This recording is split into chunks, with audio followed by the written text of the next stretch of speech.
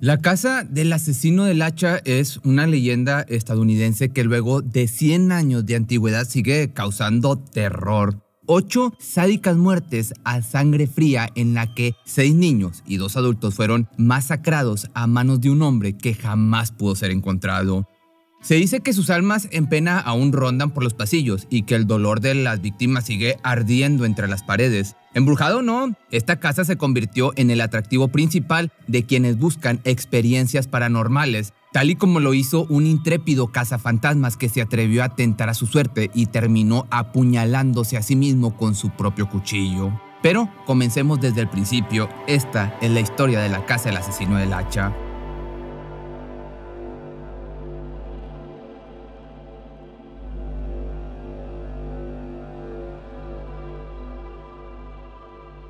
Era el año de 1912, pasaba la medianoche del 10 de junio en la pequeña ciudad de Villisca, esto es en Iowa, en Estados Unidos. Entre la oscuridad podía distinguirse una casa de madera de 2 pisos, el hogar de una familia que descansaba pacíficamente antes de que se desatara una pesadilla de sangre y muerte. Por un sendero solitario caminaba un misterioso hombre. Tomó el camino que le llevaba a la casa de la familia Moore y sus sigilosos pasos le hicieron camuflarse entre las sombras, logrando pasar inadvertido. No se sabe de dónde venía ni mucho menos qué le motivaba, pero por sus despiadados actos se podría decir que este hombre había surgido del mismísimo infierno. Cuando finalmente se encontró frente a la puerta de aquel hogar, puso su mano sobre la perilla y giró lentamente. Al no estar cerrada con llave, fácilmente pudo irrumpir en ella de manera muy silenciosa. Una vez adentro, con el menor ruido posible, tomó una lámpara de aceite que encontró entre las cosas de la familia. Dobló la mecha para hacerla un poco más pequeñita y no alumbrar más allá de sus propios pies para andar a hurtadillas entre los pasillos. También encontró lo que se convertiría en el arma homicida, un hacha que posiblemente estaba guardada en el cobertizo. En el primer piso había una habitación donde dormían 2 niñas pequeñas de 12 y 9 años. Sus nombres eran Lena e Ina Stillinger, 2 hermanitas amigas de una de las hijas de los Moore que el día anterior por la tarde habían sido invitadas como huéspedes para disfrutar de una especie de pijamada. Esto luego de que el 9 de junio se celebrara el Día del Niño en la iglesia donde acudía la familia. El programa de actividades había sido organizado justamente por Sarah Moore, quien al final del evento consintió el primer permiso para que las 3 niñas siguieran divirtiéndose en casa. Nadie podía haber previsto la tragedia que se avecinaba al paso de la medianoche. El homicida, de igual forma, siguió de largo para llegar a sus principales objetivos. Sarah y Joe Moore, los padres de familia que dormían en una de las habitaciones del segundo piso, de modo que casi pisando con la punta de los pies, subió por las escaleras de madera intentando a toda costa que no se escuchara el crujir de la misma. A los pocos segundos ya estaba al otro lado de la puerta, escuchando con atención para asegurarse de que estuvieran profundamente dormidos. Al darse cuenta de que todo estaba en orden, entró con sigilo y se posicionó al borde de la cama. Mirándolos descansar, levantó el hacha con las 2 manos, tan alto que primeramente agrietó el techo y luego la dejó caer con todas sus fuerzas sobre la cabeza de Joe. Fue una muerte inmediata, algo brutal. Todo ocurrió tan rápido que la mujer no tuvo tiempo de incorporarse. Tan pronto escuchó el golpe y abrió los ojos, recibió un hachazo con la misma furia que el anterior. Perdió la vida de igual forma instantáneamente. Ahora solo quedaban 6 niños en esa casa, atrapados a merced de un demente cuya ferocidad era capaz de cualquier cosa. Su objetivo era quitarle la vida a todos y ya no existía poder humano que lo pudiese detener. Con los padres ya sin vida, la siguiente parte del plan era tan fácil como quitarle un dulce a un niño, de manera que salió de la alcoba para dirigirse a donde los hijos de la pareja descansaban tranquilamente. Herman, de 11 años, Catherine, de 10, y Boyd y Paul, de 7 y 5 respectivamente. Los 4, sumergidos en un sueño profundo, les fueron arrebatadas la vida con la misma hacha que había terminado a sus padres. Ninguno despertó en medio de esta masacre, que el hombre fue cuidadosamente silencioso, sobre todo porque aún se encontraban las hermanas Stillinger en la habitación del primer piso. Despertarlas podría ocasionar gritos de terror considerando el baño de sangre en las alcobas.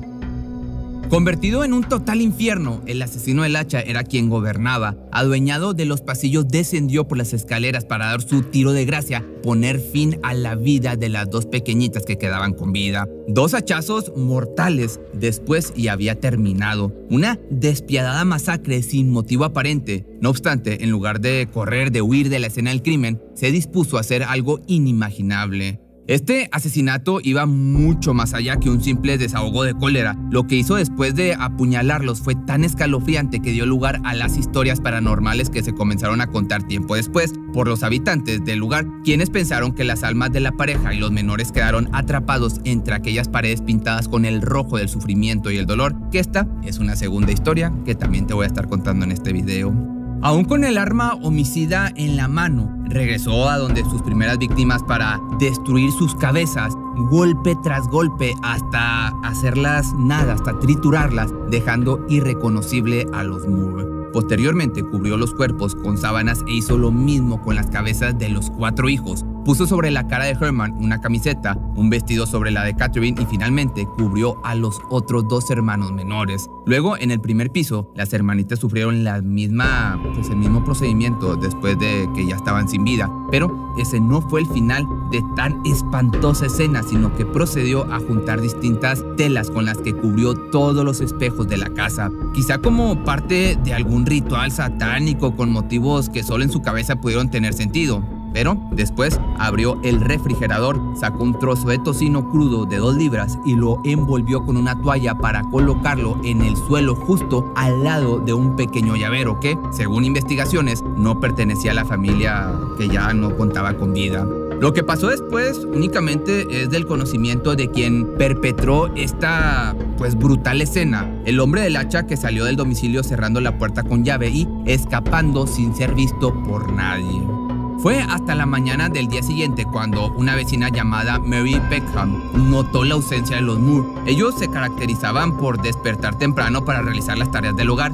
Sin embargo, en esta ocasión pasaron las horas y no se les vio salir en ningún momento. Mary se acercó a la casa para llamar a la puerta, pero nadie respondió. También quiso entrar y cuando intentó abrir, se percató que estaba cerrada con llave. La situación le resultaba muy extraña y tenía un mal presentimiento, de modo que no tardó en comunicarse con el hermano de Joe, Ross Moore, quien tenía llave de la residencia.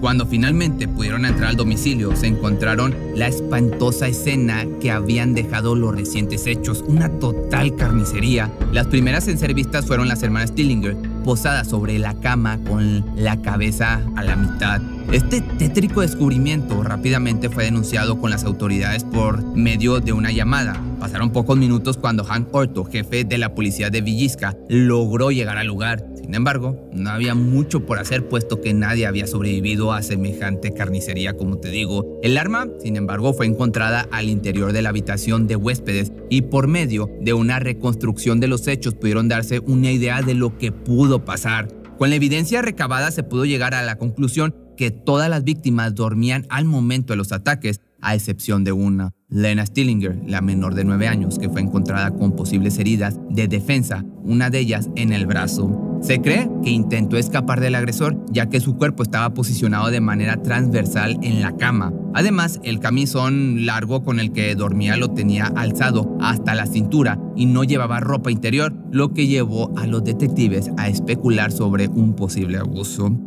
Una de las más siniestras tragedias ocurridas en aquella pequeña ciudad cuya solución jamás llegaría para hacer justicia, a pesar de la extenuante investigación que se desplegó y de los posibles culpables que uno a uno fueron exonerados de toda responsabilidad. Salieron a relucir distintos nombres, incluido el de un reverendo llamado George Kelly, que llegó a ser juzgado 2 veces por este multihomicidio. La primera vez terminó en desacuerdo con el jurado, mientras que la segunda culminó con el veredicto de inocente.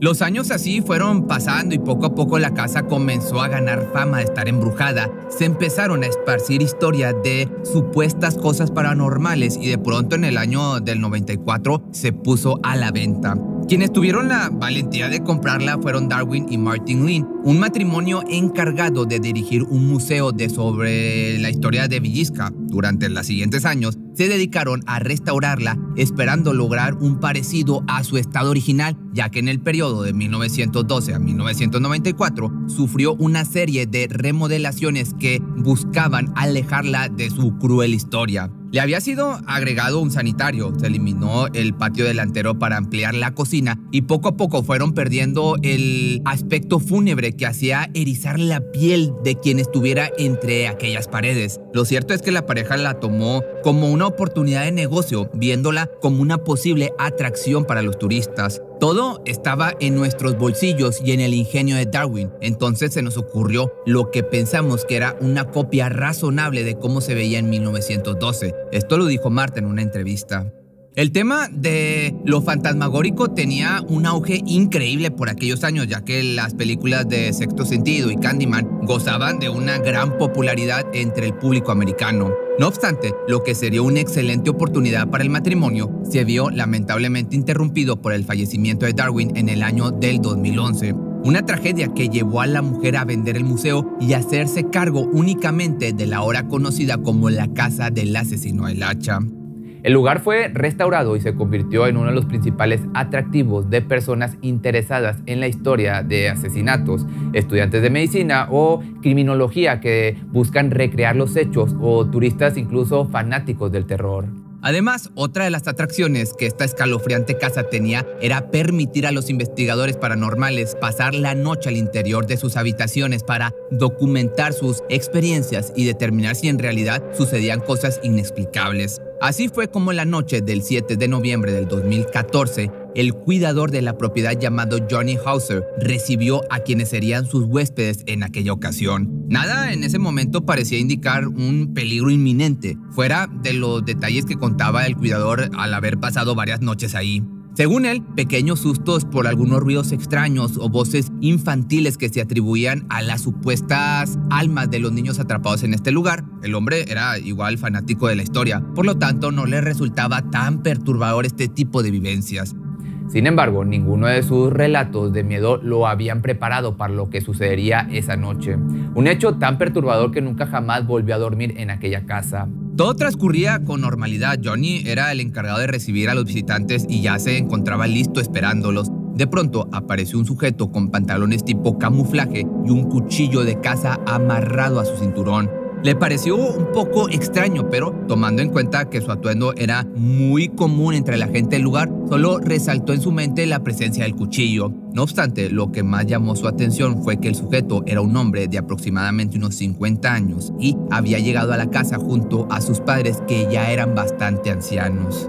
De igual manera se hizo el protocolo de registro y al despedirse, el hombre le dijo al cuidador que era un cazafantasmas y que estaba ahí para darle su merecido a la casa. Unas palabras fuertes que quizá fueron su casi, digamos, sentencia de muerte. Al siguiente día, Johnny despertó con cientos de notificaciones en sus redes sociales. Algo había pasado en la casa embrujada mientras el supuesto cazafantasmas pasaba la noche ahí.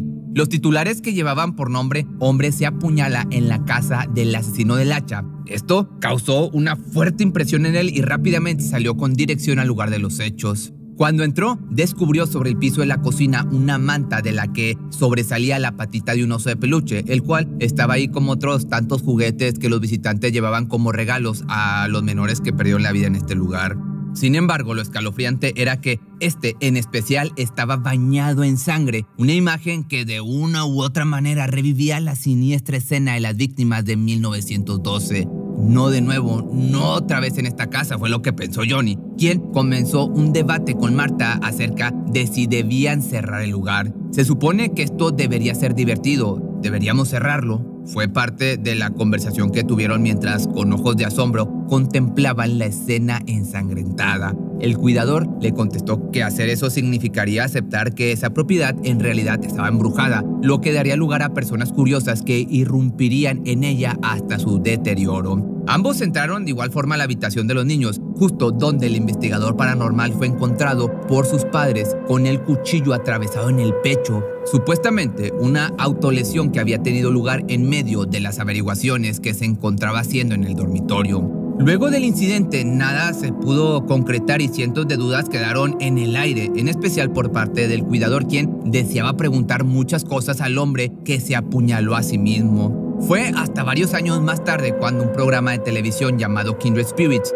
acudió a la casa a realizar algunas grabaciones y como invitado especial convencieron al sujeto que tiempo atrás casi pierde la vida en una de las alcobas. ¿Por qué traía un cuchillo? ¿Qué pasó exactamente esa noche? Fueron algunas de las preguntas que Johnny le hizo al reencontrarse con él. Este le contestó que era su costumbre siempre ir armado por su propia protección, seguido de algunos detalles de esa tenebrosa noche. Relató que en ese momento se encontraba invocando fantasmas, intentando que de una u otra manera estos se manifestaran para atacarlo. Ahora estaba ahí con el propósito de pedir perdón a la casa por haber provocado a sus espíritus. También contó que a raíz de los hechos su vida se había arruinado, puesto que comenzó a ser señalado como un loco capaz de hacer cualquier cosa por ganar un poco de fama y de dinero. No obstante, lo cierto era que no recordaba nada más allá que haber convocado a los fantasmas y haber amanecido al siguiente día en el hospital con una herida de cuchillo en el pecho. Hasta el momento, la casa del asesino del hacha sigue siendo un atractivo turístico para los amantes del terror y los valientes que aún y con su historia sanguinaria se atreven a pasar la noche ahí.